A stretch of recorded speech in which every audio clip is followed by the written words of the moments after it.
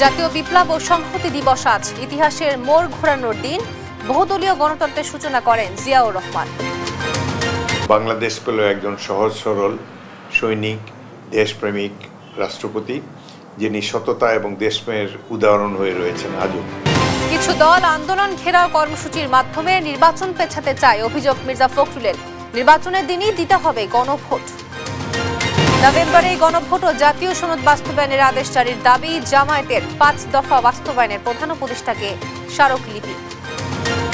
BNP বা জামায়াত যে কারোর সঙ্গে জোট করতে পারে এনসিপি জানালেন নাসিরউদ্দিন পাটোয়ারি। নির্বাচনের মনোনয়ন ফর্ম বিক্রি শুরু। ৬৬ দেশি নির্বাচন পর্যবেক্ষক সংস্থাকে চূড়ান্ত নিবন্ধন দিয়েছে ইসি। ১৬টি সংস্থার বিষয়ে দাবি আপত্তি জানতে চেয়ে গণবিজ্ঞপ্তি প্রকাশ। গুমের অপরাধের সর্বোচ্চ শাস্তি মৃত্যুদণ্ড, বিচার শেষ করতে ১২০ দিনের মধ্যে গুম প্রতিরোধ অধ্যাদেশ চূড়ান্ত অনুমোদন উপদেষ্টা পরিষদ। এবং ভিয়েতনামে আঘাত এনেছে শক্তিশালী টাইফুন কালমায়গি, কয়েকটি প্রদেশে ব্যাপক ক্ষয়ক্ষতি, ৬টি বিমানবন্দর বন্ধ ঘোষণা। এই অবস্থায় পড়তে না চাইলে ব্যবহার করুন rainbow damp protector. Elastomeric emulsion থাকায় দেয়াল থাকে damp proof rainbow paints, colour of জয়।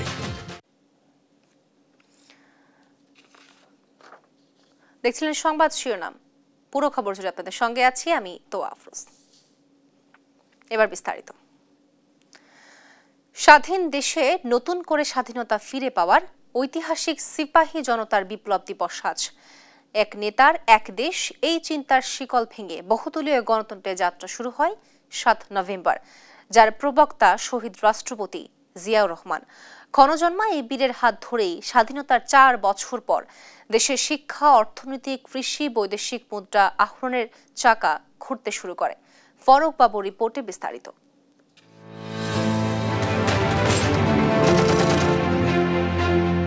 বাংলাদেশ প্রতিষ্ঠার ৩.৫ বছরের মাথায় রাজনীতিতে আসে আমূল পরিবর্তন।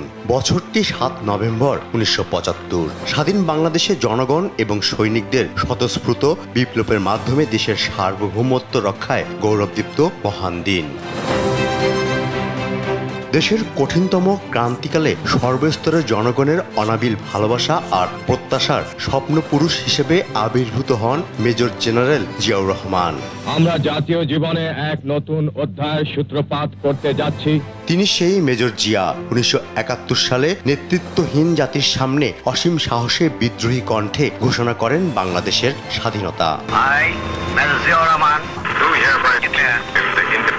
দেশের ক্রান্তি লগ্নে ভয়কে জয় করে সামনে থেকে বারবার নেতৃত্ব দিয়েছেন জিয়াউর রহমান। ১৯৭৫ সালে সেনা বিদ্রোহ, পাল্টা বিদ্রোহ, দেশি বিদেশি ষড়যন্ত্রে সদ্য স্বাধীন দেশের স্বাধীনতা যখন বিপন্ন, তখনই জনগণের প্রত্যাশা ও সম্ভাবনা নিয়ে হাজির হয় ৭ নভেম্বর। উচ্চাভিলাষী chief of general staff brigadier Khaled Mosharraf তিনি সেনাবাহিনীর এই দুটি গ্রুপের মতো দরিদ্রতার সুযোগ নিয়ে তিনি ৩রা নভেম্বর একটি অভ্যুত্থান করেন এবং খন্দকার মোশতাককে অপসারিত করেন।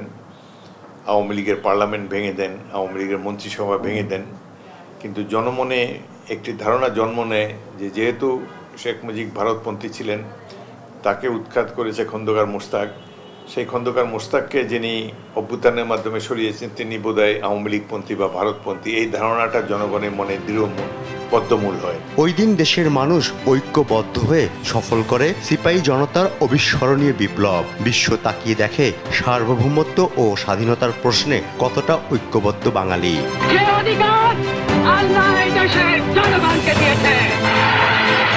বাঙালি জাতি আবারও নতুন করে স্বপ্ন দেখা শুরু করে জিয়াউর রহমানের চোখ দিয়ে। বাকশালের শিকল থেকে জাতিকে মুক্ত করেন মেজর জেনারেল জিয়া। শুরু হয় গণতন্ত্রের নবযাত্রা। ৭ই নভেম্বরে জিয়ার উত্থান, সাথে সাথে বাংলাদেশি জাতীয়তাবাদের উত্থান এবং বাংলাদেশ পেল একজন সহজ সরল সৈনিক দেশপ্রেমিক রাষ্ট্রপতি যিনি সততা এবং দেশপ্রেমের উদাহরণ হয়ে রয়েছেন আজও। কঠিন দুর্ভিক্ষে পতিত জাতি প্রথমবার ঘুরে দাঁড়ানোর সাহস পায়। বেকার যুবকেরা উদ্যমী হয় স্বনির্ভর হওয়ার। অবহেলিত নারী ঘুরে দাঁড়ায় নতুন আত্মবিশ্বাসে। ছাত্র শিক্ষক আর জনতার সহযোগিতায় মাইলের পর মাইল খনন করা হয় খাল। ফসলহীন জমি ভরে ওঠে সবুজ শ্যামলে। বৈদেশিক কর্মসংস্থানের পথও সুগম হয়। মত প্রকাশের অবাধ স্বাধীনতা পায় গণমাধ্যম। কৃষি জমি থেকে শিল্প কারখানা, প্রতিটি ক্ষেত্রে দুর্বার গতিতে এগিয়ে যায় বাংলাদেশ। জিয়াউর রহমানের দূরদর্শিতায় দেশে পোশাক শিল্পে নতুন অধ্যায় শুরু হয়, যা আজও দেশের অর্থনীতির খুঁটি হয়ে আছে। এগিয়ে যায় দেশের স্বাস্থ্য খাত। সার্ক তৈরির মধ্য দিয়ে আন্তর্জাতিক মহলে উজ্জ্বল হয় বাংলাদেশের নাম। এই সব কিছুর মূলে 7 নভেম্বর সিপাহী জনতার বিপ্লব, যার মধ্য দিয়ে জাতি পেয়েছিল দক্ষ নেতৃত্বের অসাধারণ এক রাষ্ট্রনায়ক। ফররুখ বাবু, দেশ টিভি, ঢাকা। 7 নভেম্বরের চেতনায় সব জাতীয়তাবাদী শক্তিকে ঐক্যবদ্ধ হয়ে শক্তিশালী গণতন্ত্র বিনির্মাণে জাতীয় স্বাধীনতা ও সার্বভৌমত্ব রক্ষা করা এই মুহূর্তে অত্যন্ত জরুরি বলে মন্তব্য করেছেন বিএনপির ভারপ্রাপ্ত চেয়ারম্যান তারেক রহমান। বৃহস্পতিবার জাতীয় বিপ্লব ও সংহতি দিবস উপলক্ষে দেওয়া এক বাণীতে এসব কথা বলেন তারেক রহমান। বাণীতে জাতীয় বিপ্লব ও সংহতি দিবস উপলক্ষে দেশবাসী সহ সবাইকে শুভেচ্ছা ও অভিনন্দন জানিয়ে তিনি বলেন, বাংলাদেশের ইতিহাসে 1975 সালের 7 নভেম্বর সিপাহী জনতার বিপ্লব শুধু মোড় পরিবর্তনকারী ঘটনা নয়, এদেশে আধিপত্য বিরোধী জাতীয়তাবাদী রাজনীতির অভ্যুদয়ের সূচনা।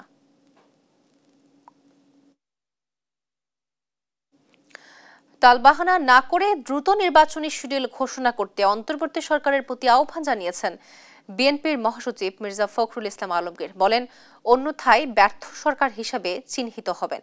বৃহস্পতিবার বিকেলে যশোরের টাউন হল ময়দানে সাবেক মন্ত্রী তরিকুল ইসলামের স্মরণ সভায় তিনি একথা বলেন। সহকর্মী সালাউদ্দিন সাগরের রিপোর্ট জানাচ্ছেন আপন অপু। একজন ব্যক্তি আমার কাছে আসবে। বিএনপির স্থায়ী কমিটির সদস্য ও সাবেক মন্ত্রী তরিকুল ইসলামের 7ম মৃত্যুবার্ষিকী উপলক্ষে বৃহস্পতিবার বিকেলে যশোর টাউন হল ময়দানে হয় স্মরণ সভা। প্রধান অতিথির বক্তব্য রাখেন বিএনপি মহাসচিব মির্জা ফখরুল ইসলাম আলমগীর। তিনি বলেন, সব দলের স্বাক্ষরে সংস্কারের প্রস্তাব পাশ হয়েছে। এখনো মীমাংসার জন্য রাজনৈতিক দলগুলোকে 7 দিনের আলটিমেটাম দেয়া শিষ্টাচার বহির্ভূত। আমরা তো প্রত্যেকটা সবাই গেছি, প্রত্যেকটা সবাই আমাদের মতামত দিয়েছি। আজকে কেন আবার এই প্রসঙ্গ উঠছে যে রাজনৈতিক দলগুলোকে বসে এই বিষয়ে সিদ্ধান্ত নিতে হবে? তাহলে আপনারা কি করলেন এতদিন ধরে? আপনারা সঠিক কাজটি করেননি, পক্ষপাত দুষ্ট হয়ে কাজ করছেন। আমরা খুব পরিষ্কার করে বলতে চাই যে নির্বাচনের দিনই গণভোট হবে, তার আগে হতে হবে না। মির্জা ফখরুল ইসলাম হুঁশিয়ারি করে বলেন, অনেক হামলা, মামলা, কারাভোগ আর আত্মত্যাগের বিনিময়ে বিএনপি আজকের অবস্থানে এসেছে। দেশকে অস্থিতিশীল করার চেষ্টা করলে প্রতিহত করা হবে। কয়েকটি রাজনৈতিক দল ঘেরাও করছে, অস্থিতিশীলতা সৃষ্টি করার চেষ্টা করছে, আবার একটা চক্রান্ত করছে নির্বাচনকে বানচাল করার জন্য, নির্বাচনকে পিছিয়ে দেওয়ার জন্য। এটা এই দেশের জনগণ মেনে নেবে না। আমরা যদি রাস্তায় নামি তাহলে কিন্তু রাজনৈতিক বিষয়গুলো ভিন্নভাবে আসবে। বিএনপি মহাসচিব সরকারের উদ্দেশ্যে বলেন, টালবাহানা না করে দ্রুত নির্বাচনী শিডিউল ঘোষণা করতে হবে। তা না হলে ব্যর্থ হিসেবে চিহ্নিত হবে অন্তর্বর্তী সরকার। সরকারকে পরিষ্কারভাবে বলতে চাই, টালবাহানা না করে অবিলম্বে নির্বাচনের শিডিউল ঘোষণা করার ব্যবস্থা করুন এবং ঐক্যমত্যে যেগুলো সিদ্ধান্ত হয়েছে সেগুলি সামনের দিকে এগিয়ে যাবেন। অন্যথায় আপনারা কিন্তু ব্যর্থ সরকারে পরিণত হবেন। স্মরণ সভায় যশোর 3 আসনের প্রার্থী অনিন্দ ইসলাম অমিত সহ জেলার 6টি আসনে বিএনপির প্রার্থীদের বিপুল ভোটে বিজয়ী করার আহ্বান জানান ফখরুল। ছিলেন শেষের দিকটায়। আপন অপু, নিউজ ডেস্ক, দেশ টিভি।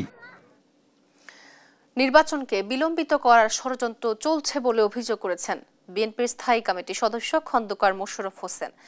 আর আমির খসরু মাহমুদ চৌধুরী বলেন, বিএনপির লক্ষ্য হলো দেশের পিছিয়ে থাকা জনগোষ্ঠীকে রাজনীতির মূল ধারায় অন্তর্ভুক্ত করা।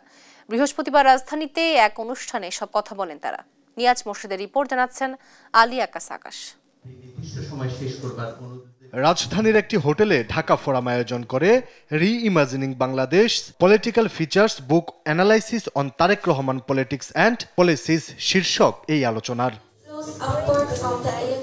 এতে যোগ দিয়ে বক্তারা বলেন, তারেক রহমান হলেন তৃণমূলের রাজনীতির ধারক। সব শ্রেণী পেশার মানুষকে ঐক্যবদ্ধ করে গণতান্ত্রিক বাংলাদেশ গড়ার প্রত্যয়ে এগিয়ে যাচ্ছেন তিনি।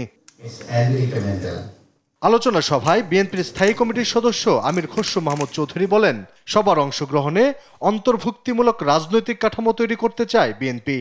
এত বিএনপি যত জীবন দিয়েছে, গুম হয়েছে, খুন হয়েছে, চাকরি হারিয়েছে, ব্যবসা হারিয়েছে, কেউ বিএনপি থেকে সরে দাঁড়ায়নি। সকাল তারেক রহমানের নেতৃত্বে ঐক্যবদ্ধ ছিল, আছে এবং থাকবে। এটাই হচ্ছে বিএনপি। আজকে যেটা আমি বলছি, জোরে পুরো একটা খাতে সোনায় পরিণত। দলটির স্থায়ী কমিটির আরেক সদস্য খন্দকার মুশাররফ হোসেন বলেন, নির্বাচনকে কেন্দ্র করে ষড়যন্ত্র হচ্ছে। এটা হয় নির্বাচনকে বিলম্বিত করার অথবা বাতিল করার ষড়যন্ত্র।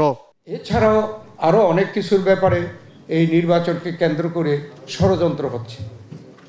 এই ষড়যন্ত্র কিন্তু আমরা মনে করি যে এটা নির্বাচনকে হয় বিলম্বিত করা বা নির্বাচনকে বাতিল করে দেওয়ার ষড়যন্ত্র চলছে। এদিকে বৃহস্পতিবার বিকেলে রাজধানীর পল্লবীতে ঢাকা 16 আসনের বিএনপির প্রার্থী আমিনুল হকের সমর্থনে গণমিছিল হয়েছে। এ সময় ধানের শীষকে বিজয়ী করতে নেতাকর্মীদের ঐক্যবদ্ধভাবে কাজ করার আহ্বান জানান আমিনুল হক। আমরা বাংলাদেশের জনগণকে একসাথে ঐক্যবদ্ধ করে আমরা এগিয়ে যাব এবং আমরা বাংলাদেশের জনগণকে ঐক্যবদ্ধ করে একটি শান্তিপূর্ণ, সমৃদ্ধশালী এবং একটি মানবিক বাংলাদেশ গড়ে তুলব। মিছিলটি পল্লবীর বিআরটিসির সামনে থেকে শুরু হয়ে মিরপুর 11 নম্বর হয়ে রূপনগর আবাসিক মোড়ে গিয়ে শেষ হয়। আলী আকাশ, দেশ টিভি, ঢাকা। 5 আগস্টের পর দেশে দৃশ্যমান অনেক পরিবর্তন হলেও রাজনৈতিক দলের নেতৃবৃন্দরা দায়িত্বশীলতার পরিচয় দিতে পারেনি বলে মন্তব্য করেছেন জামায়াতের আমির ডাক্তার শফিকুর রহমান। বৃহস্পতিবার সন্ধ্যায় সিলেটে সুধীর সমাবেশে মন্তব্য করেন তিনি। বলেন, আগামী নির্বাচনে বিজয়ী হলে সরকারি সুবিধা গ্রহণ করবে না জামায়াতের এমপিরা। নির্বাচনের মাধ্যমে সামাজিক ন্যায় বিচার যদি কায়েম হয়, দুর্নীতির মূল কেটে যাবে বলেও মন্তব্য করেন তিনি। সমাবেশে দলটির কেন্দ্রীয় নেতৃবৃন্দ সহ আসন্ন নির্বাচনে সিলেটে জামায়াতের সম্ভাব্য প্রার্থীরা উপস্থিত ছিলেন।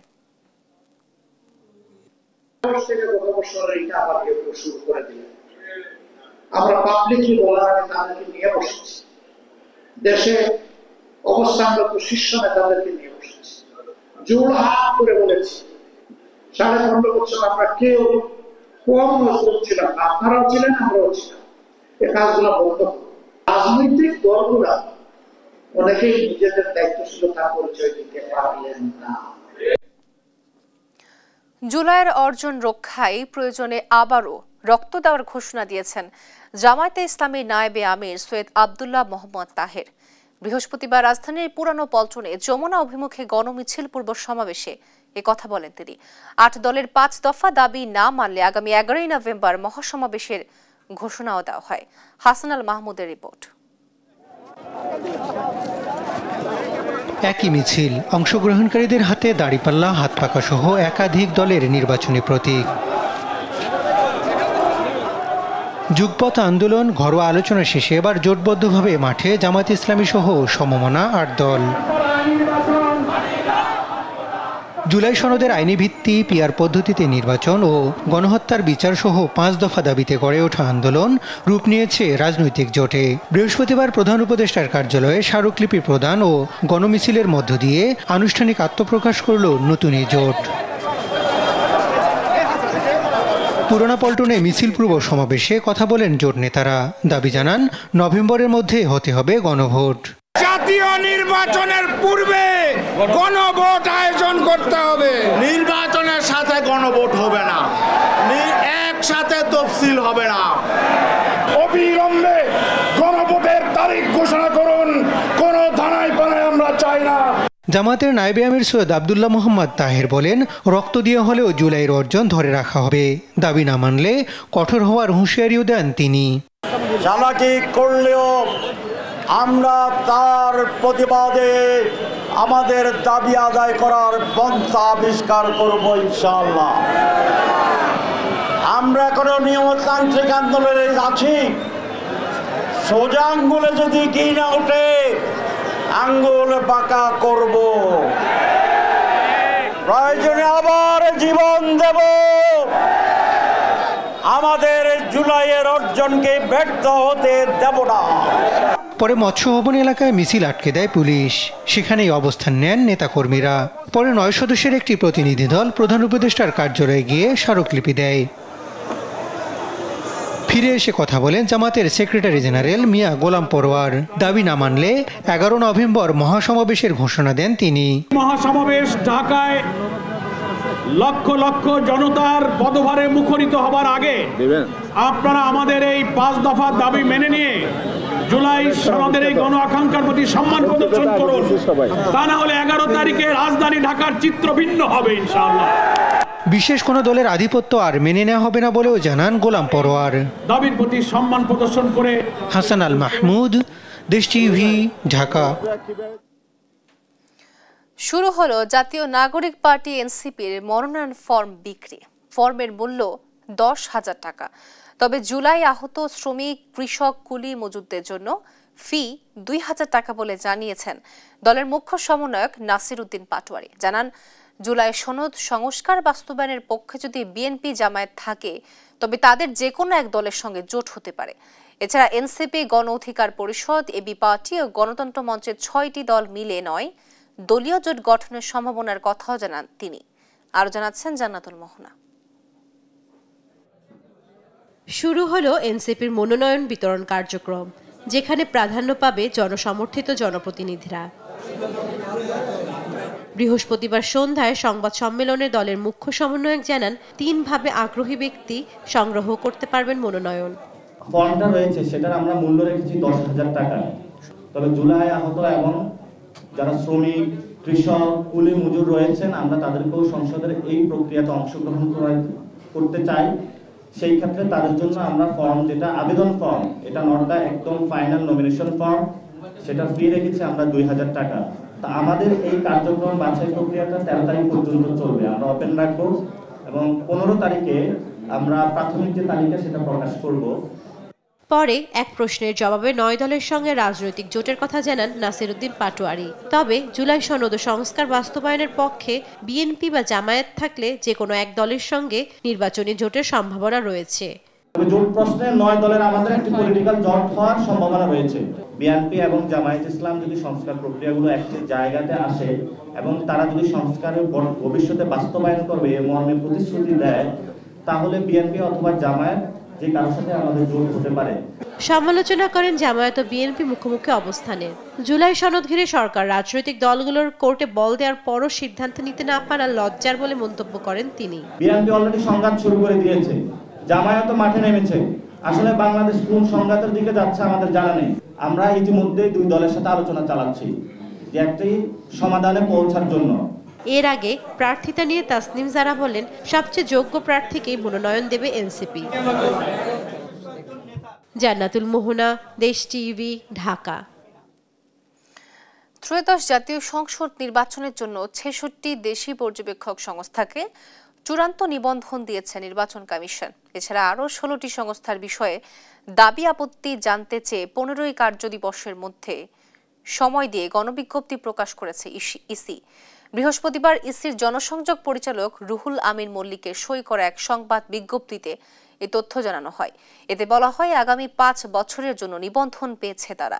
এর আগে গত 28 সেপ্টেম্বর জাতীয় সংসদ নির্বাচনে পর্যবেক্ষক হিসাবে দায়িত্ব পালনের জন্য 73টি স্থানীয় নির্বাচন পর্যবেক্ষক সংস্থার প্রাথমিক তালিকা নির্ধারণ করে গণবিজ্ঞপ্তি প্রকাশ করে নির্বাচন কমিশন। দাবি আপত্তি নিষ্পত্তি শেষে 66 দেশীয় পর্যবেক্ষক সংস্থাকে চূড়ান্ত অনুমোদন দেওয়া হয়। আসন্ন জাতীয় নির্বাচনে সহায়তা না করতে জাতিসংঘে পাঠানো আওয়ামী লীগের চিঠিতে কোনো কাজ হবে না বলে জানিয়েছেন পররাষ্ট্র উপদেষ্টা তৌহিদ হোসেন। বৃহস্পতিবার পররাষ্ট্র মন্ত্রণালয়ে সাংবাদিকদের মুখোমুখি হয়ে আওয়ামী লীগের চিঠির বিষয়ে প্রশ্নের উত্তরে এমন কথা বলেন তিনি। গত 5 নভেম্বর জাতিসংঘের মহাসচিব অ্যান্তোনিও গুতেরেসকে চিঠি লিখেন পতিত ফ্যাসিস্ট সরকারের সাবেক পররাষ্ট্রমন্ত্রী একে Abdul Momen.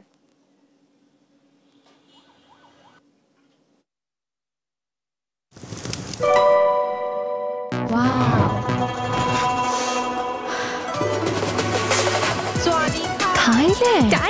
Thailand, time for Tom Yum.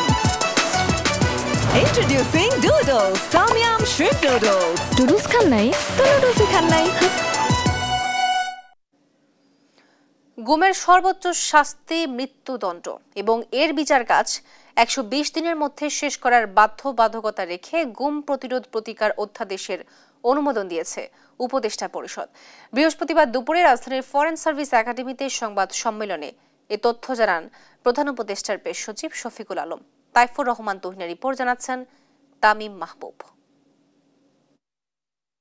প্রধান উপদেষ্টা ডক্টর মোহাম্মদ ইউনূসের নেতৃত্বে অনুষ্ঠিত হয় উপদেষ্টা পরিষদের বৈঠক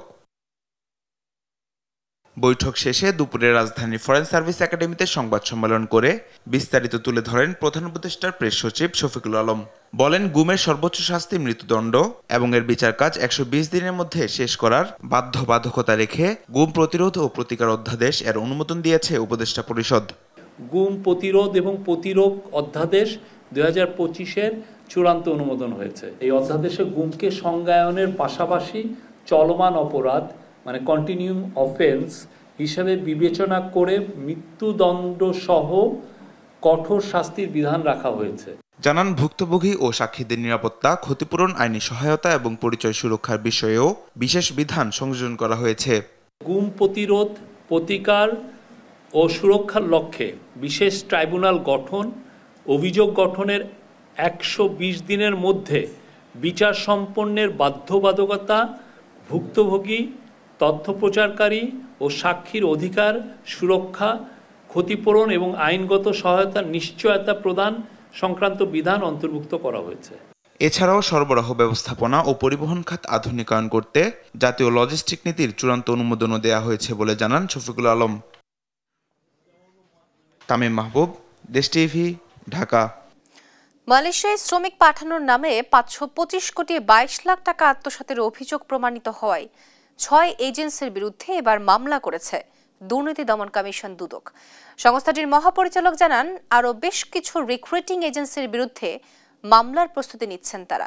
এদিকে দুদকের মামলায় এক্সিম ব্যাংকের সাবেক এমডি মোহাম্মদ ফিরোজ হোসেনকে গ্রেফতারের পর কারাগারে পাঠানো হয়েছে।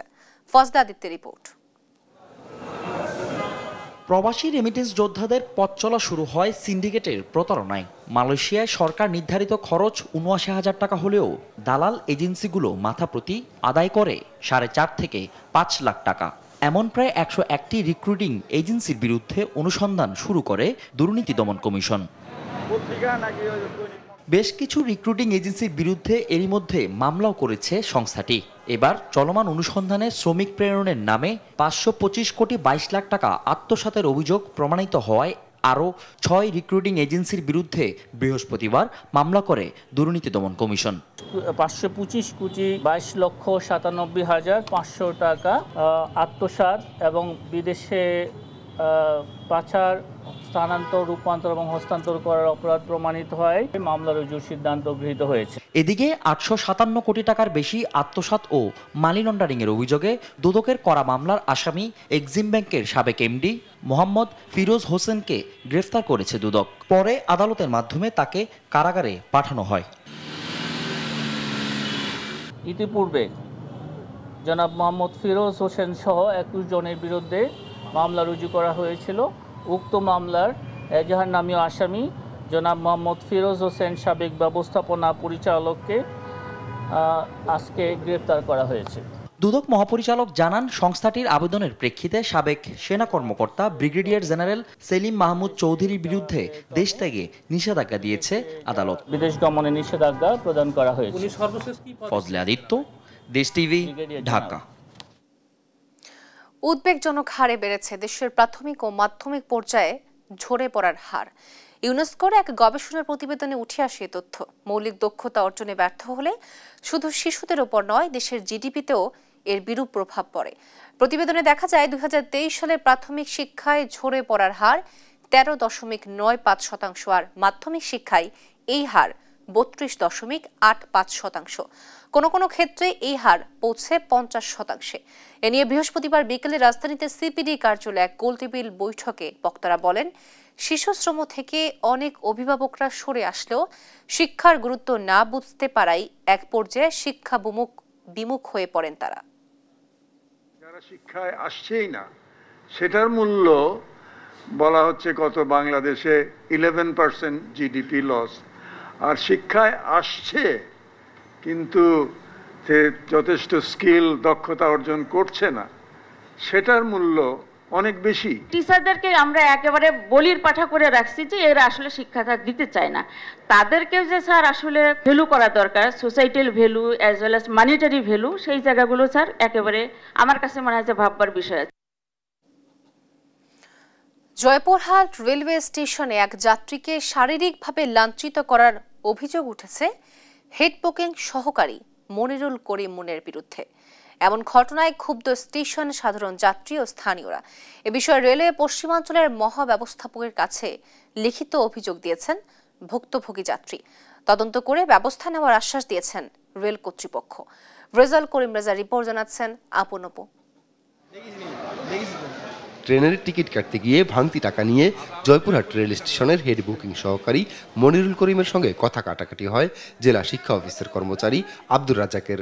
এক পর্যায়ে মনিরুল কাউন্টার থেকে বাইরে এসে রাজ্জাককে ধাক্কা মারেন, পরে তাকে টেনে হিঁচড়ে পরনের পোশাক ছিঁড়ে ফেলেন। কাউন্টারের ভিতর থেকে এসে আমাকে জোর করে ভিতরে নিয়ে যায়, বিভিন্নভাবে মারধর লাঞ্ছিত করছে। এই যে আমার হাতের শার্ট টার্ট ছিঁড়ে বিভিন্নভাবে করছে।